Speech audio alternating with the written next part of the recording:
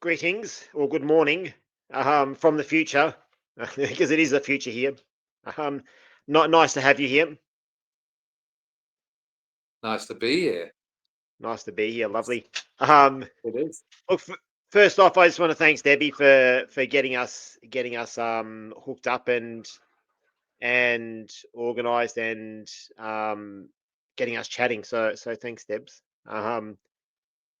Yeah, I Debbie's a guess my very she's an sorry, amazing Debbie. person, Debbie. Yeah, Debbie's a dear friend of mine. I've known Debbie many, many years, and yeah, she's a wonderful lady, and she's missed because she's with you guys. She's Yeah, upside down with you guys now, so I yeah, don't really she get is to see upside it. down. Yeah, Um, fabulous. exactly. On some weird little island, as I said before. Um, Yeah, um, so I guess what I wanted to do was just have a bit of a chat to you, but I guess I want to go back to when you were 16. Good old wow. 16-year-old Ratty. Yeah. Um, what music were you into back then? Well, it all pretty much stemmed from Alice Cooper when I was a lot younger than that, really. Alice was a massive influence on me growing up as a young boy, probably from the age of 12, maybe 12, 13, 14, around that time. And then my eldest brother joined the Merchant Navy and he traveled all over the world. And um, he used to bring back records for me and stuff as well. So whenever Yeah, the right. dock in New York, he used to go to Greenwich Village and pick up vinyl for me and check the New York Dolls, the Stooges, the MC5, the Dead Boys, Suicide. So from a young age, I always had my mind blown with really experimental music and stuff. Yeah, there was always Led Zeppelin and the Doors and all that kind of Mm. stuff that I kind of liked. But I was more into bands that were explosive and different and not chart music. I mean, I get up in the morning and go, my mum would cook breakfast and she'd always have Radio One on playing all charty pop stuff and things. But um, my life changed when I went to high school more so because I got Yeah, involved with a bunch of guys that were independently minded, similar to me. The new punk rock genre was exploding back in sort of around 81, 82. So there was a new mm. feel on punk rock as well, which was very different. It's like all the bands took loads of speed and got influence from Yeah, from Motorhead. yeah, Bands like yep. Discharge, Crass, GBH, Mm. Disorder, Antipasti, Abrasive Wheels, and I immediately just fell in love with all that because all my pals were into that kind of music as well. So there was a Yeah, group of about 8 or 9, 10 of us, and we used to just hang out, cause a bit of trouble with all the straights and all that kind of stuff. We used to sort of take over discos and all that kind of stuff. So really getting back to the main question, 16, it kind of exploded with a lot of the records my brother used to bring back from America. Blondie as well, Plastic Letters, that was a massive influence on me. That being, because I wanted to get into drums as well. I mean, I've always had that kind of rhythmic thing inside of me as well. So for an early Qu- age, from teenage years, it was drumming and punk rock and hanging about with all my mates really, and yeah, it yeah. was a very colourful teenage time for me, you know. Yeah. What's How did your parents actually find you being a little different and listening to different music? Because I know in my parents that they were kind of like, yeah, you're going through a phase, and Well, 53 years later, here I am. I think it was a little bit different with me because my parents, my father left home. We separated in about 1978, 79. So really getting back to what I was talking about, my eldest brother, Steve, Wiz, Mm, they call him, he was a bit of a father mentor as well. But my mum had 3 boys to look after. And my 2 brothers were a bit crazy and they were into football and scrapping, hooliganism. There were big Man United firms and all that kind of stuff. So there's all that. But my brothers were into Wigan Casino, which was like the Northern Soul scene, Motown, and all that kind of stuff. So um, my mum sort of had her hands full anyway. So me being the youngest of the boys, I just used to just sit in my room, draw, listen to music, and just sort of like. So she knew that was a little bit kooky and a bit weird anyway. And I always loved horror films as well. She'd go to bed mm, and I'd nip downstairs and put BBC Two on, I'd be watching Hammer horror films till like 1:30 in the morning Nice. at the age of Yeah. like 12, 13, 14. Oh, I absolutely love Hammer films. Peter Cushing, Yep. Christopher Lee's one of my biggest heroes ever. Even Yeah. today, I've got my Blu-ray collection is just Hammer horror, British horror films, Amicus, Tygon. Yeah. So Nice. All the best. fusing all that ingredients sort of Mm. turned me into what I became really, and I got the nickname Ratty from school. Oh, did you? My mate, Yeah. Right. yeah, it was just about just it was just one of those things that picked up, and I kind of liked it really. It fitted Yeah. my personality and my sort of charisma and stuff and that. So I've always been pretty much out there regarding the music scene, really. And then I really started getting into drumming. I started getting into a band and all that kind of stuff. So that really Mm. changed a lot. It changed the sort of overall platform of what I was doing because I was actually playing in bands as well. So yeah, it was good. Being a teenager Yeah. was great. Yeah. It was a unique time being a teenager, especially in the UK back then, right? It was Um. really colourful because there was so much going on. There was so many different cultures, and some had clash and some had joined up together. Mm. You'd have different. There was a place in Lytham where I'm from, small town in the north of England near Blackpool, and there was a pub called the Queen's on the front. And in the early 80s, it was the place to be. It Yeah. wasn't just like you go on a sort of Saturday evening. It was like Wednesday, Thursday, Friday, Saturday, Sunday. The pub was great, and you had so many mixtures of people in there. They had a jukebox and they had a mixture of music. So you'd have ska kids in there, you'd have punks, you'd have skinheads, you'd have teddy boys, you'd have bikers. Yeah. But it was like a community. Of course, Yeah. there was a few scuffles and fights if there was an argument, mainly over women or drugs. But it was a really cool place to hang out, and I used to sneak in there because of course my brother was older than me, and and then yeah, that was the main place to be. The Queens and Lytham was the main place to be. The Yeah. whole sort of so many subcultures and different people, and it was great back in the 80s. I loved it. Yeah. I really did. Yeah. It was a really good time for me growing up. I don't think we can replicate the 80s again musically and subculture No, wise. Different time frame. But that leads me to my next question. When did you start seeing bands? Was that like when you were 16, or did you sneak no, to with no, your no, fake no. IDs? My brother took me to see the Stranglers in 1979 at Lancaster Oh, University. really? Yeah, no way. Yeah. So it was the Raven tour, and I was just Yep. fucking blown away with that. I was just like, Yeah. I'd never really experienced a live band, and I loved the Stranglers as well. Mm. They were very different. They weren't your normal punk stuff that I was listening to, like Slaughter and the Dogs Yeah. and the Clash and the Yep. Damned. The Stranglers for me were a bit more colourful. They had so many great songs, and the drumming Yeah, was they a did. little bit off as well.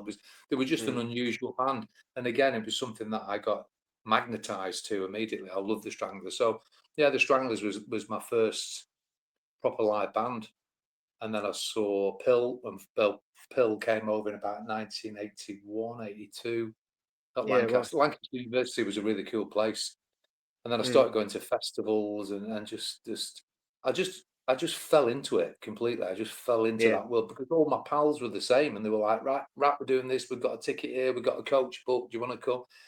So it was just explosive around that Yeah. time. I was just doing so much stuff, and I was trying to get as much experience and stuff as. Then you go to gigs like GBH gigs, then I absolutely love GBH as well, and they're Yeah. friends of mine.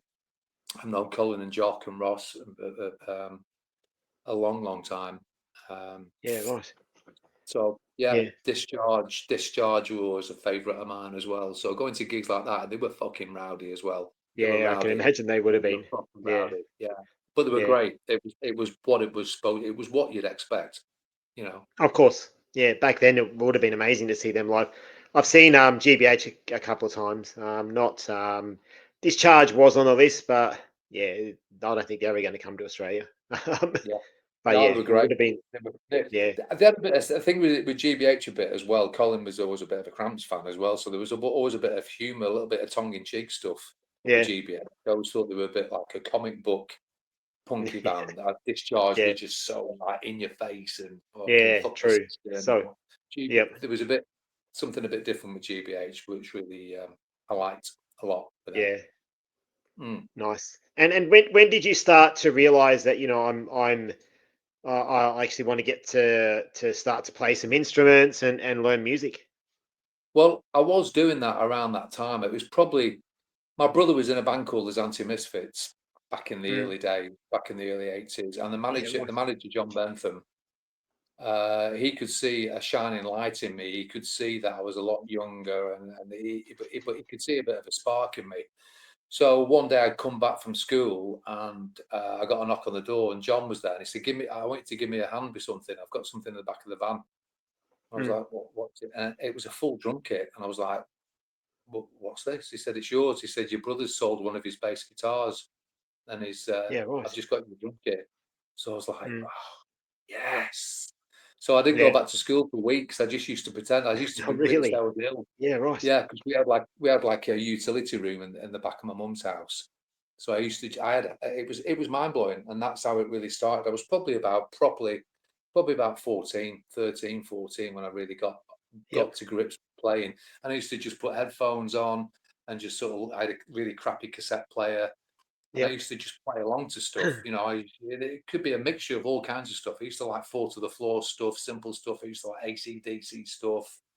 But I was always tribal as well, so I'm like just listening to different music to get a feel. And then as things went on, I got a meeting involved with different people, and I got into a band called the Bugs in probably about 1985, 86.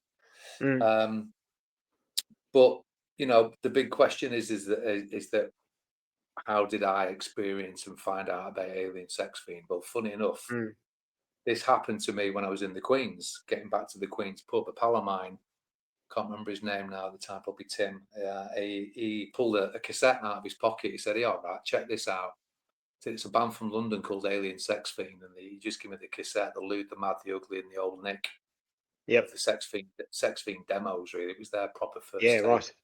And Yeah. around that time, I was starting to experiment a little bit more on the sort of drug side, and I was into magic mushrooms at that time. I was like, this Of is course you really were. cool. Yeah. Of course, we all were, and Yeah. it's getting like mushroom season now, which was great. Yeah. So anyway, I just went home and I just put it in the cassette player, and I was a bit trippy anyway. Everybody Mm. was a little bit like that back then. And I remember I was up till like 4 in the morning, and I just kept fucking playing the tape. A side, Yeah. B side, A side, Mm. B side. I had my headphones on. I was like, what is this? Because it fused everything that I enjoyed, everything, every kind of musical thing at Mm. that time. I loved the Yep. tribal drumming, the screaming of Nick Fiend, the massive punk rock guitars that Yaxi used to Yep. have, but it had Yeah. that electronica sound in it. So I got introduced with the electronica sound with keyboards, probably listening to the Stranglers. Yeah, Um, right. really, that kind of sound. So the Sex Fiends, when I heard this tape, I was like, what? And the thing, I don't think the Fiends had done an album by then. I don't think Who's Been Sleeping in My Brain had come out. I think it was just on the verge of coming out. So Mm. my head flipped completely. I changed tact and everything. So as the weeks went by, I stopped wearing leather jackets. I stopped spiking my hair so Yep. much. I dropped all the studs, and I just changed into more of a, what's the word I find? More like a decomposed vicar, really. That Yeah. was my. I used to wear long coats and sort of like box coats and black. I cut my hair short and black, and I used to start putting loads of makeup on, and Yep. so yeah, I just changed it. The Sex Fiends did something to me personally where I just changed from being into all that kind of hardcore punk rock, fighting, drugs, Yep. misbehaving. Something just flipped with me It flips. Yeah, because right. It of was a listening to the Fiends, and also around that time as well. I was into the Cramps as well. So the Cramps and Alien Sex Fiend for me at that that would time, it's a good probably mix. probably the back end of sort of another. Yeah, I started getting into the Cramps properly about 1983. Mm. So it sort of tied in around that timeline as well. So it was all, I don't know, I just changed. I wanted to listen to different music, and my outlook changed. And the thing with Alien Sex Fiend just fused everything that I was really into. It was amazing. So and I became a massive fan. I started buying all the albums, got to see him as many times as I could, and I was just a big fan. I was like a Sex Fiend geek, really. I absolutely Yeah. loved the Fiends, you know. So yeah, Yeah. Nice. And that's how how that did you? I guess from there, it's probably a little different now in so much as like maybe similar, but you go see a band and you may or may not get to meet the band members. A little bit different back then. So did you get to meet them early on Yeah, and say I'm this into drumming this is and yeah, this is another strange story because I was at sixth form college and I'd made this clay head and I called it Squirm and it was like a zombified clay head with its eyeball popping out and all this kind of stuff. yeah. So anyway, I knew the management quite well with the Sex Fiend people because Susie, she was called Susie Ayres, and Mm, Susie used to correspond with me quite a lot. And she goes, "Well, do you know what? If you want to make," I said, "I've got a gift and I want to give it to Nick, and I believe they're playing Preston Clouds. And is there any chance I can get backstage?" And she went, "Ratty, if you come at a certain time, I can sort that out for you. It's not a problem." So, of yeah. course, for me, what was I, 16, 17? I was like, Mm, "Oh, this is amazing." So, yeah, that was my first time I actually went backstage and actually met Nick and had a yeah. chat Nice. with him. I said, "Look, I've got you a gift." Da, da, da, da, da. And then that was it, really. Saw the show. It was brilliant. And then as Yep. years went on, time went on, I started. Um, my brother wasn't with his Anti-Misfits anymore, and then they changed the name to a band called the Turnpike Cruisers, who were Mm, quite popular on John Bentham's Jetty Sound record label, and they were doing quite well. But something that they wanted me to drum for them, and yeah. cutting a sort of long story short. So we were rehearsing one night, and John came down and he said, "Hey, Ratty," he said, "I've got some news for you." And I was about 18 then, getting Yeah. close to 19. And we'd done a few shows. It was great. They were quite popular, the Turnpike Cruises. And he Yeah. said, I've, "We've I've got no- I've two." heard of them before. You've Actually. heard of them, Yeah.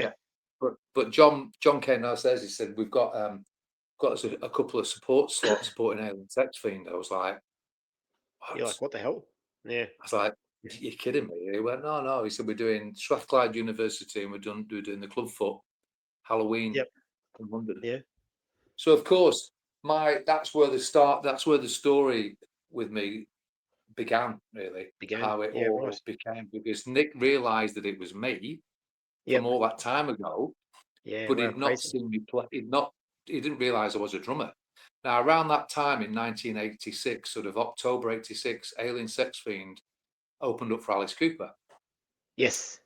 which was incredible because Zodiac Man pulled out and there was some record Mm, company chats, and Alien Sex Fiend managed to support Alice Cooper.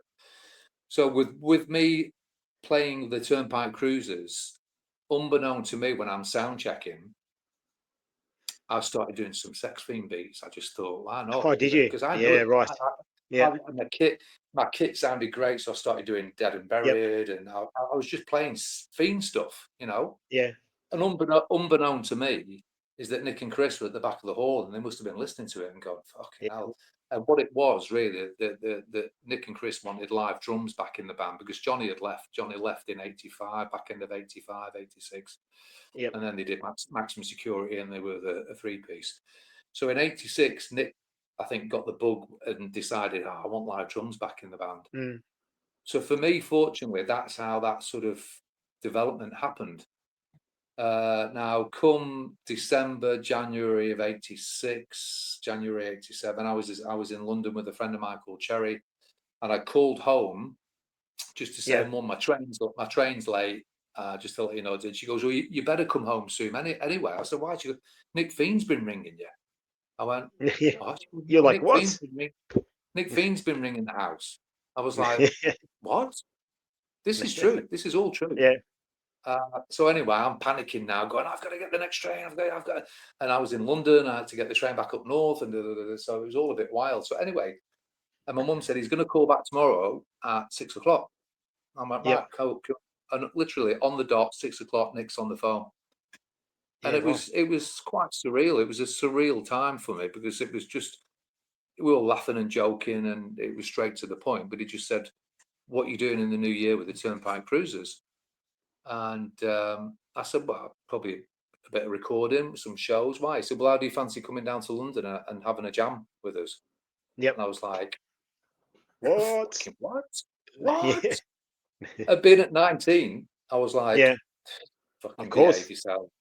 But he was Yeah. genuine. He was genuine. It was true. And he said, listen, don't worry about anything. He said, I'll send one of my drivers up to One of pick his you up. drivers. Yeah, the He had a guy that does all driver. the touring. Yeah, of course they had a Yeah. driver. Of course, yeah. So Fucking hell. and I got picked up and went to London for 2 weeks and stayed in Brixton with Nick and Chris, and we recorded the Here Come Germs album. Mm. And then the rest of it just Oh, went yeah. on. I was with Alien Sex Fiend for 6 years, and it was Yeah, just crazy. that's the beginning of how it all began. I mean, I'm sure I could have gone a little bit in depth, a little bit more about it, but No, that was the story, really. You know, so and wild, and you wild. were you were 18 years old when that happened, yeah? I was, yeah, I was, 18, yeah, 18, 18, 19? 19. I'm trying to, because it's a Yeah, while ago, so my memory's not as yeah. sharp as it used to be. So it was around, it was 86. It was the back end of 86, and I joined Alien Sex Fiend around February, early March 87, when I actually got Did involved with them. And then we went on involved. tour. Yeah, yeah, and then we Did got you on, we did went on you tour. did your mum know who this band was? Oh, she was terrified. She Yeah, kept yeah, saying, and I remember the night so well. It was snowing. It yeah, was like 10 at night, and my mum was yeah, going, "He's not Ross. Ross, he was called Ross Bowman, lives in yeah, Brighton. Ross, he's not coming. This man's not coming." I had all my drum kit in the hallway. I had all my yeah. bags packed. I had my leather jacket on. It was fucking freezing cold. Anyway, literally about 10 to 11, knock Knock on the knock. door. Yeah, And there's a guy outside with a big white van. He said, "Are you Ratty?" I went, "Yeah." He said, "Oh, I'm Ross. I've come to pick you up." yeah, nice. My mum's face, she was like, "You behave Oh, yourself." That's all she used to yeah, say. Just away. You behave. You better ring me. You better call me. yeah, So, and then there was like a 3-4 hour drive to London, and yeah. Wow. weird. It was weird. It was a very strange experience for me, really. Yeah. Yeah. Look, it would have been at that age.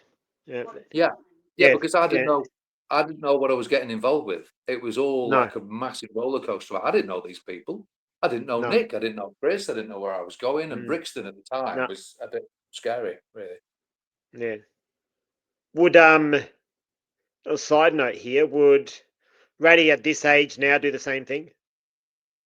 No, Just no. Yeah, I yeah. think no, I definitely wouldn't. No, not now. I mean, I'm doing different things, as I'm sure you're aware. But Yeah. I think doing something like that now, Would be, uh, yeah. yeah, you'd have to put me That's either in a straight jacket, or I'd be in the I think hospital, I think. that's one of the things of being young is that you just do things and Yeah, you deal with it and yeah. and yeah, whatever the consequences are, well, I'm alive, so that's probably I a good didn't thing. back then, as I've said, the times were so different. There was no Mm, internet, there was no social no. media, there was Mm, fear. I went and had a meeting with John Bentham beforehand, and I went to have mm, a chat with him. He said, "Right, you just fucking go for it. Don't be frightened mm, about anything." I've spoke to Nick and Chris. They're overjoyed that you want to get involved, and they'll look after you. Don't worry about it. yeah, So I just thought, right, and that's what I did. And then I did this stint in Brixton for a bit. I came home. Um, and then I moved out. I met my girlfriend at the time, my mother of my first daughter, and we got a flat together mm, and stuff and that. So my time and my life then was just explosive. There was just so much yeah, stuff. It was just such a good time back then. And I was on the road yeah, touring with Fiends, doing all these shows yep, and being part of it and being a fan. I think that's what's the most unusual thing. When I explain it to yeah, people, it was true. just mind blowing. It was just like, you know, it was just it was hard for me to deal with certain things at sometimes because I Mm, wasn't just playing in a pub, or I wasn't just playing in front of like 100 people somewhere, and no, this was like next level. And then I saw there was like some kind of bit in Sounds magazine that Alien Sex Fiend are introducing their new drummer, mm, uh, Rat Fink, Rat Fink Junior, which it was at the yeah, time. yep, It was just mind blowing to see all this stuff and people wanting to interview me and talk to me, and it was just like. But Nick and Chris, they guided me in a good way, really. So that was really, really important. yeah, that's good. Yeah. Did your mum save any articles of you in the paper? Not really. No, Not my really? mother thought my mum just thought it was silly and stupid, but she goes, as long as you're happy doing what you Mm. enjoy, that's all I'm bothered about. But she Yeah. kept saying, you just be that's what you behave yourself. Yeah. You keep in contact with me, let me know what you're doing, Yeah. you behave and all that kind of stuff, you know. But it was Sounds just like a like good I said, mum. getting back. She was, yeah, she is a beautiful mum, my mum. Yeah, she's Yeah. even now, she's like, you're still doing it, aren't you? You still Yeah. have a Yeah. passion for it. True. I was like, well, Yeah. True. yeah, because Yeah. it Very is good. what I enjoy doing. You know, it's me, you Yeah. know. It's you. Yeah.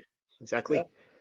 So you're from if we look at I guess Sex Fiend's early stuff compared to where you're when you started, their sound started to change um slightly and as it got on in your time in the band, it started to evolve. Um how do you feel it changed with you coming into the band? Or did it Um, change? Would be my I question. think it did. Yeah, I think Nick and Chris were just being very experimental. I think Mm. once we started working on Another Planet, Yax had already done a few bits on Another Planet. I think Nick just wanted to, I don't want to use the word commercialize because that's the last thing, but Nick just wanted to sort of polish up do some different style of songs. Yeah.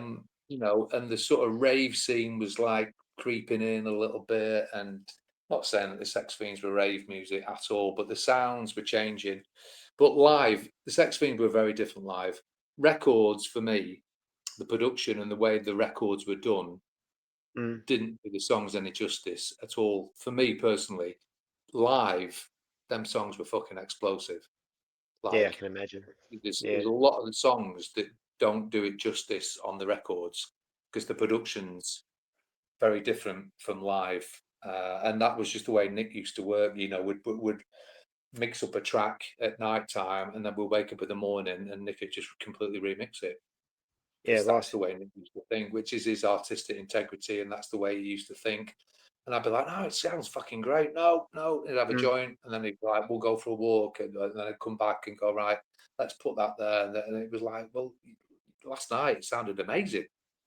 But Yeah. that was Nick. That was Nick's persona, and Mm. that was his character, and he was always sort of like unpredictable. Was Mr. Fiend? Yeah.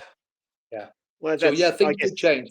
I know what you mean. I get the first question that with what you just said there about things change because Curse is a very different album.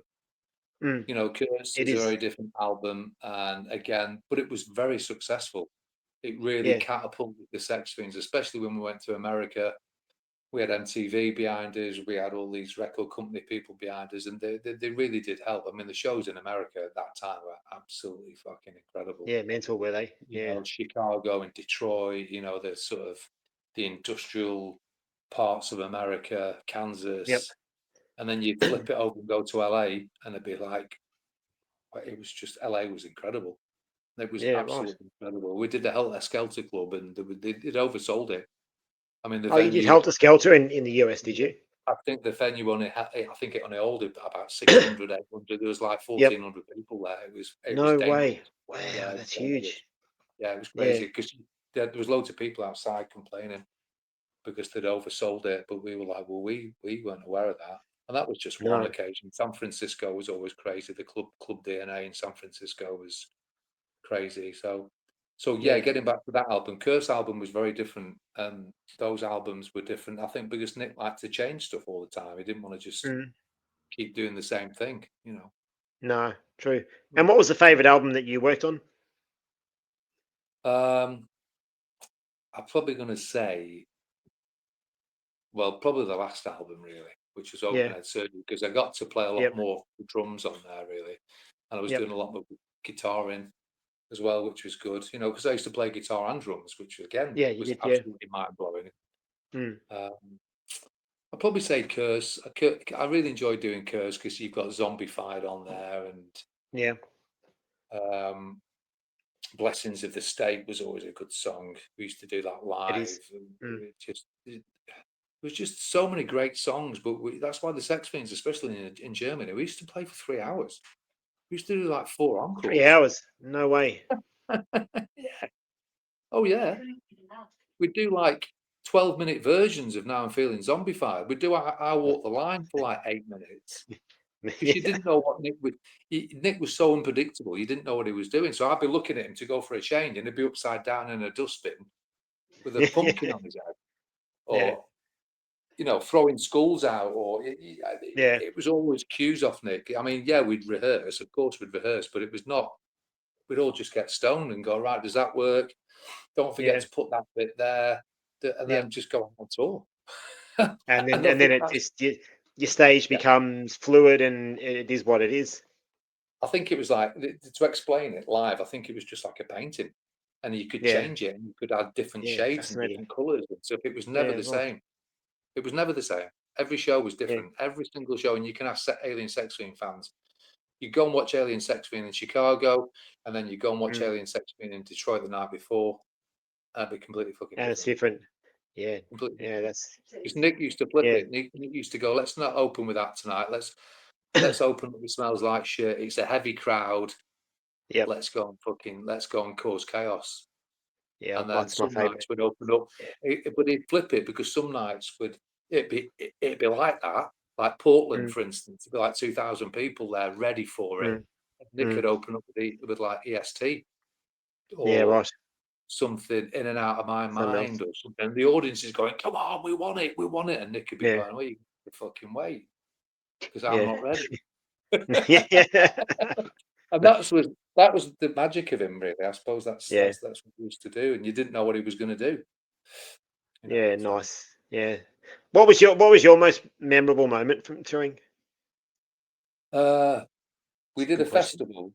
Yeah, there's lots, which I'm sure you can imagine. There's lots, but the one that really stands out for me, we headlined a festival in Pula, which was in Yugoslavia in about summer of 1990. Yugoslavia, yeah, right. Yugoslavia, yeah, which isn't now, but that's kind of random that they allowed a band called Alien Sex Fiend into a communist country. But anyway. Well, yeah, it was so weird. Well, we had Einstein's Ende Neubauten. They were playing with us as well. It was Neubauten. Remember that, the industrial German band. It was a festival, but it was in like a derelict old football stadium. And it, unbeknown to us, when we came on stage, there was about 30,000 people there, and it was just like, and what you could see at the back as the show's going on, you could see all these fucking fires going off at the back of the audience, and what they were doing, they were setting fire to the fucking tents, and all the fucking army, the police and army were there, and we got a police escort to go onto the stage, but armed police walking up onto the stage. Way. It was fucking wild, and it was like 90 degrees at night. It was like the most surrealist show I've ever done. I've done plenty of shows with the Sex Fiends, but that one, I think it was just because it was outside.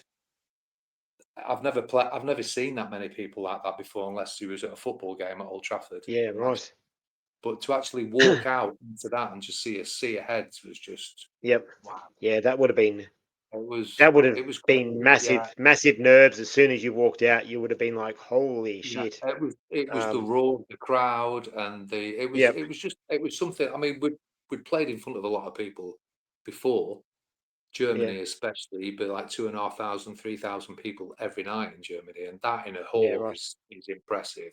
But when you walk out onto an outdoor festival, and it's that many people, because there was loads of weird. It was a bit uncomfortable because it felt like it was going to kick off. It felt like you've got this military presence, you've got all these people, and we were a bit late as well. I think there was some commotion because we were late, and people were getting a bit angry and agitated. Bit angsty. But that added to it, and what a show that was, man. That was something. Right. I remember that. Yeah, that is mental. But a great memory though for you, right? It's all in here. It's all in there, mate. Yeah. That's it. One day we'll get a something that we can plant on our head and stream those memories and what a great one day. Well, something's coming sooner than that, because I'm writing my second book. Oh, there you go. Yes. So I've already written Once Upon a Fiend 25 years ago, which is quite difficult to get. If you're lucky, you can get it on Amazon. If you're lucky, or eBay. But I think when it came out, there wasn't that many copies that we did, and it just flew out. So right. I've been given the opportunity by the gentleman Pete McKenna that I co-wrote the book with Yeah, to redo the book kind of, but do it 25 years on as well. yeah, So good. it's going to be called Once a Fiend, Always a Fiend, Yep, which is quite always. always, which is quite appropriate. Yeah, So that's something I'm yeah, working on at the moment. Hopefully, it's looking for next year, a release next year. It's going to have some amazing stories in it. It's going to have some amazing yep, photographs, and the artwork's yeah, going to be nice. sensational. Perfect. And Yeah, what's really that's cool is that, unbeknown to me until Pete told me, the woman that owns the publishing company used to be Sid Vicious's girlfriend in the 70s, what? Teddy. No way. Yeah, yeah. And she's done Right. loads of cool books on like a lot of Yeah, punk bands and stuff and that. But she's never done like a goth book or a yeah, okay. gothic kind of book with bands or Yeah, whatever. And then Pete said, 25 years ago, I wrote this book with Ratty from Alien Sex Fiend. And she yep, was like, would he be interested in doing something? So we yeah, signed the contract a few months ago, and we're just working on that at the moment. So, yeah. Very and good. it's going to Sounds be exciting. it's going to be a worldwide distribution, so people in Oh, Australia good. can get a copy of Yeah, it as well. perfect. Yeah, And basically, perfect.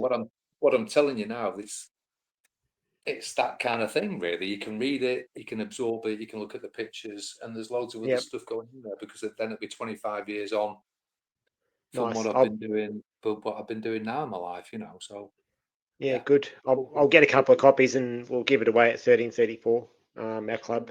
that'd be That'll be amazing. that'd be good. Our punters do love Alien Sex Fiend. So yeah, Well, we'll do that. this is what you're doing an Alien Sex Fiend special, aren't you? Is Yeah, that we are. We're what? doing an Alien Sex Fiend special. Mm, In next week on the 25th of September. We play all vinyl, so the perfect. My Alien Sex son, Fiends. Alien yeah, Sex Fiend, as you can tell, I've got a few bit of vinyl over here. I can see. I noticed one, especially that one on that left hand side. Who's that ugly mug? Who's that? Do you know I found that in Australia? So someone was actually selling it in Australia. So you made it all the way to Australia, my friend. That's incredible. Well, talk about vinyl. My son Charlie's a massive vinyl fan. He's got some Is Alice he? Cooper stuff that I've never ever seen of Oh, or really? never even Yeah. heard of. Yeah, Yeah. Nice. he's such a clued up boy, and he loves Killing Yep. Joke, and he's just really into great vinyl, and he's on it, and that makes me Yeah. very proud that my son is like his father. Because I used to Yeah. love Clef. Well, that's all you could get really in the 80s is vinyl, isn't Yeah. it? True. Yeah. That's what So I do yeah, now. Is just spend yeah. my money on vinyl. But I It want to sounds better. fast. It does. Go on. I want to fast forward to the 21st century. So you've done your Vince Ripper and you've done your Doctor Diablo. Yeah, Um, how has the reception been with those two bands? amazing. I mean, the idea initially was, I'll try and keep this brief as well, because this again is another story, and this is all going to be in the book as well. Vince Vince Ripper was a very well known DJ in Blackpool, Oh, was he? Yeah, right. but yeah, and he DJs now as well, which is sensational. And Vince always had a flavour of good music, 1950s garage rock and roll. And I was in a punk band called UFX, and we've been doing touring and albums and all that kind of stuff. And I just got a little bit bored and jaded with it all. Some of the band members were getting a Mm, bit off the rail a little bit, which was a shame because I really enjoyed playing with those guys. So anyway, me and my wife Kat, we just got into a new house, and my son Charlie was only just born. Really, he's 17 now. So yeah, this is how far this goes back, and we'd done shows where Vince DJ'd. So with me and Vince got kind of friendly. We were talking about all kinds of stuff and music. He was mm, used to play the Cramps before we came on, and we always used to have a laugh about stuff. And anyway, one night he's come back to our flat with a bottle of rum, and he's like, "I fucking had it with DJ," and the guy had not paid him or yeah, something. He'd had a bit of a ding dong with the guy at the club. yeah, So anyway, we're talking and stuff and all this like, and I was just like, well, I've kind of knocked the band's doing me head in a little bit and stuff. And he said, well, why don't we do something? I said, what do you mean? He said, well, yeah, I've got the DJ decks and stuff. He said, why don't we do yeah, something like the Goulardi show or the Mad yeah, Daddy show, the Pete Myers show from the 1950s, late 60s? yeah, It was like a kooky horror radio show that used to yep, play all this yeah, amazing music, but they'd put all like horror film stuff in there. the penny just dropped. I went, "What do you mean?" He said, "Well, we could Done. just do something, and you could be like Yeah. a fiendish compare, Mm. like the Mad Daddy." And I was like, "Oh, Yep. I like the sound of this." So Yeah. Yeah. anyway, that's how that developed. So we went into Yeah. Right. rehearsals, and it first started off being like a live DJ show, and I used to just introduce these songs and get Yep. everybody dancing and just act the go and just be this kooky compare, basically. That's what the Yeah. whole idea. And then it became Vince Ripper and the Rodent Show because we'd just throw around names and do this. And Yeah. we just had a really good rapport. Things were working. It was like just really, really good Yep. ideas. And we did a show in Blackpool, which was our local pub where we used to hang out, posters. Yep. It was sold out. You couldn't move in there. When we came on, we were Yeah. like, Nice. shit. It was Yeah. rammed. And Really. then Yeah. Good. as time went on, a lot of people were saying, "Look, why don't you? It's great that you're playing like the Sonics and Hazel Atkins and Yep. all these songs that you're playing to get everybody moving." And a pal of mine, Dunbar, said, "Why don't you do some like cramp stuff, as in Yeah. backing tracks?" And I Yep. was like, so I met up with a production guy called Ronnie Baum and went in the studio, but we started doing some Alien Sex Fiend stuff. This is what Mm. Ronnie said. He said, "Why don't you do some Alien Sex Fiend backing tracks as well?" Yeah. So really, I don't want to bore you too much about it, but that's how that whole thing enveloped. It So evolved. instead of Yeah. it, Right. yeah, so instead of it just being a DJ show, it became more of a live show, and I Yep. started becoming more of a bit of a front man, and I knew these Yep. songs, and that's how the show really became and turned into the monster that it became with me and Vince. And it started. Wow, it probably started properly about 15 years ago.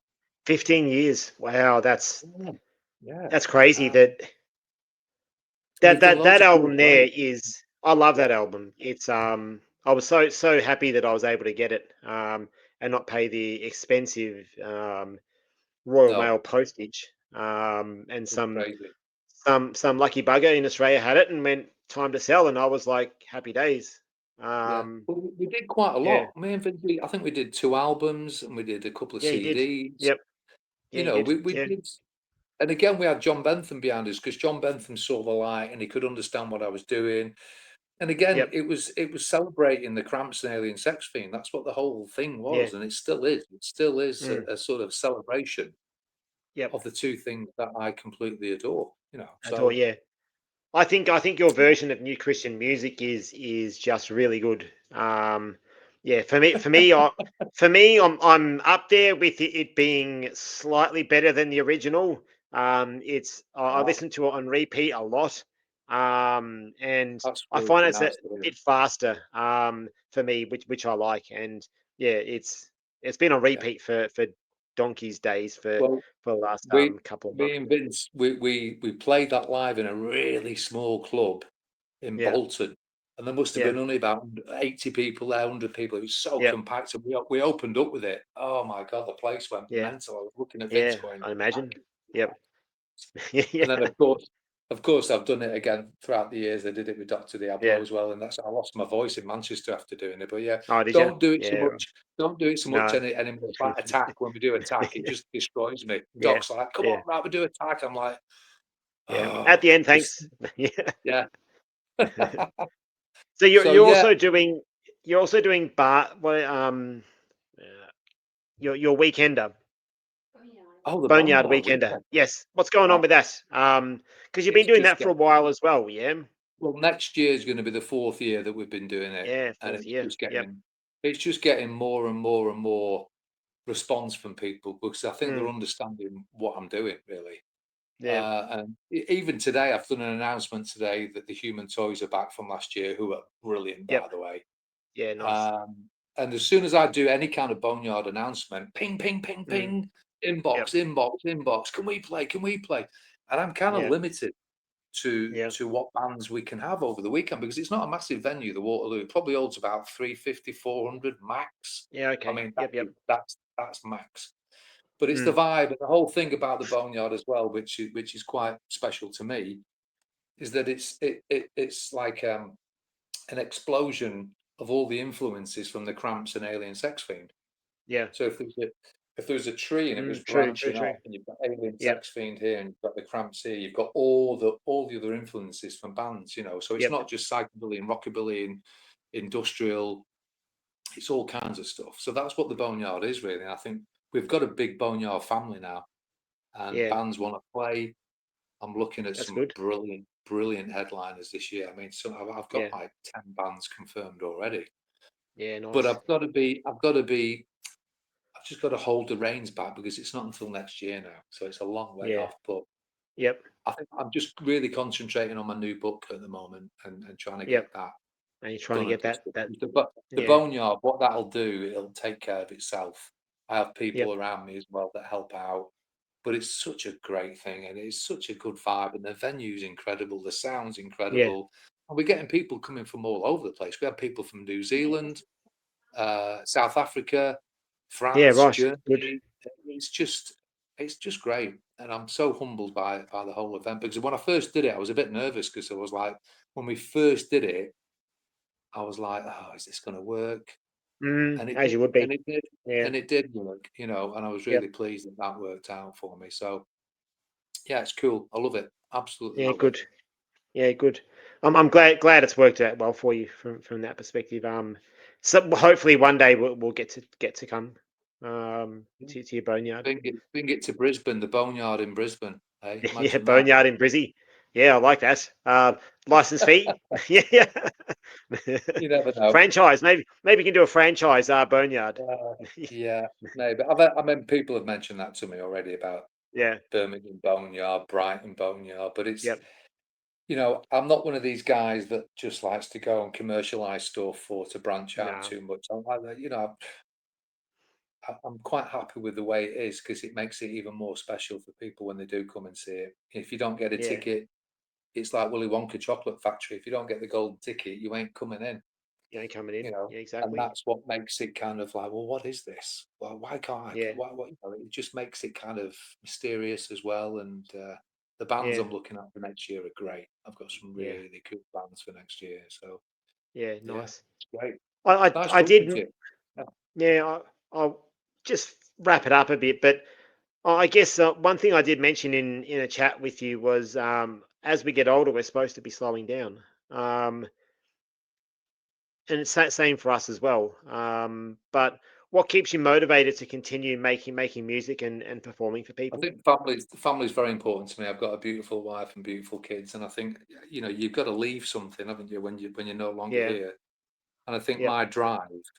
my drive is to do as much as I can Yep. and leave a mark, you know, whatever that Yeah. mark may be. Yep. So family is very very important to me Mm.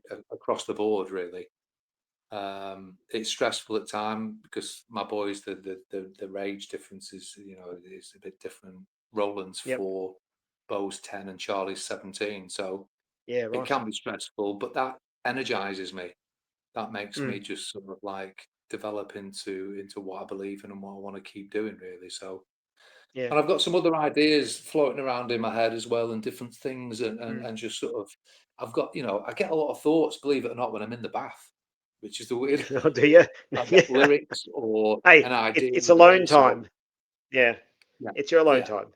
yeah, it Yeah. is, and it's really important to me. And I'm so blessed that I'm still in a position where I can still do this, where I can still either Yeah. True. put shows on. I'm just booked Reverend Beatman and Pink Diamond Review for the, like a Boneyard offshoot in December. Yep.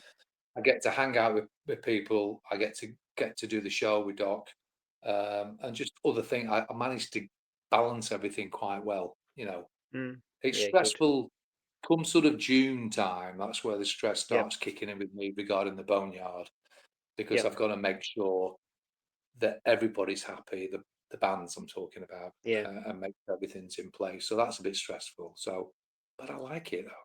Keeps me on my Yeah. toes. Yeah. Well, we're happy you're still doing stuff. Well, it seems For us, I'm the it's only, you know, I'm the only one in the yeah, true. fiendish You are. family still doing it, Yeah. really. You know, because Yeah, I you really are. don't think, you know, from the news and bits and pieces that I vibe off them, I don't think we're going to see the fiends again, really, which is No, pretty sad, really. it is, You and know, we saw them at WGT. And even then you could tell that they kind of slowed down because their songs were a bit slower. Um, yeah, I yeah, I don't know if that was just that they chose to perform that way, but they just seem slower. But for me, it was a bucket list thing to see them, so I'm glad I got to see Yeah, them. of course, yeah. Um, You see, what I want yeah, to try and do, I want to keep that fiendish flag flying high as long as I yeah, possibly can, with yeah. whatever I do. Whatever you can. Yeah, Whether it's a new book or yeah, something new on the horizon, or whatever it might be. I'm always yep, focused on the next thing as well, whatever that yeah, thing may be. So, um, yeah, it's yeah, important that I keep doing this. I'm not one of these yeah. humdrum people that just sort of sticks to doing the same shit. I like to mix things No, up and do mix it up. different Yeah, things, and as long as I can. yeah. Well, we appreciate you, Raddy, and appreciate all the music you're making and the stuff you're doing for people. But my last question for you is that we do have our Alien Sex Fiend night coming up. Do you Yeah, have it's going to be any great. words of inspiration for our 1334 punters? Our 1334 punters. I'll just keep it really brief, really. I'm just going to say always something festering. Yeah. Work that one out. It's really Okay. simple. Yeah. Always something festering, Festering. Yes, I and like have a that. good time, because the Yeah, sex exactly. fiends, the sex Yeah. fiends are a magic entity, and you've got to dive into it. Not every song's great. There might be a song that you don't like, but there'll be a song that you do like. You might Yeah. like Banana Moon. You might not like Lips Can't Go. You might love Girl at the End of My Gun. You might not like I'm a Product. That was the magic with Alien Sex Fiend. There were certain songs that could just flip you into somewhere else. Yeah. And David Bowie, when he announced that he was a fan of Alien Sex Fiend, was just great. He absolutely loved getting into it because of the Yeah. way it was structured and the way the Yeah. video was. Yep. So very special, Yeah. you know. It's very special, and I know the punters here, as I said, that they love their Alien Sex Fiend, and I think with the nights that we're doing, which is kind of random on a Thursday night. We don't generally do things on Thursday nights because people our age go, it's a school night, Yeah, can't come out. Getting a bit old for this now, but we're getting a lot of young kids, and those yeah. kids are what make our scene survive, right? Well, it's a new thing for them, and I think that's what I'm doing with the Boneyard as well. He's opening up the doors to these new bands because yeah, I'm putting bands on like the Guana Bats and King Kurt, but I'm introducing bands that people have never heard of before, Yep. which is great. And Yeah. getting back to the kids, a lot of kids have never heard of the Cramps, Sex Can Children, Alien Sex Fiend, No, Killing they Joke, haven't. even. Yeah. A lot of these kids are like, "What?" And then they hear it Yeah. and they go, They go, "Wow, wow. what?" Yeah. Like I did, with that first tape of Alien Yeah. Sex Fiend. I took it home and I was up for 4 hours tripping balls listening to that album. You know, Yeah. Yeah. and it's Exactly. important. It's important, and It's as I'm getting important. back, to my son as well. It's mind blowing that he is the way he is, Yeah. because it's a reflection of what I was like, and he's a good Yeah. kid as well. All my Yeah. boys are, Good. but Charlie's Yeah. like he's Well, at that's that good. age where he's absorbing good music, which is Yeah. fantastic. Well, he's got a good dad. My sister, actually, before we finish up, my sister was into great music. Then she went down the rap route. I don't judge on that. Um, No, um, I kind of did, but you but do. yeah. But Life's but you know, life's life's on different journeys. Yeah, but you get inspired on You every do. road you go down, whatever it might You do. be. I mean, I get inspired by my wife. I mean, she's such an incredible artist Yeah. across the board, not just being a tattoo artist, Cat, but what she does, the way she writes things, the way she explains Yeah. things. She's a fantastic mother, and it's inspiring. So there's that in life as Yeah. well that keeps me There going and is. keeps me being what I am, really. Yeah. Yeah. I appreciate you. Thank you for everything. Thank you for taking the time to have a chat to us all the way in Australia. Most I loved definitely it. appreciate it. Great. Yeah. It's great to tell stories, isn't it? True stories, especially, It, Yeah. yeah, true, and yeah, your stories have been amazing. We were debating about how long the interview should take, but obviously, your So, stories are your stories, and just general chit chat. There's no oh, real time, absolutely. right? I'm sure you've Yeah, gathered that. I yeah. do like talking a lot. You love a good yap. All right. Thank you so much. Appreciate you. All No right. problem. Take it All easy. right. Take care. Bye. Bye bye. See you.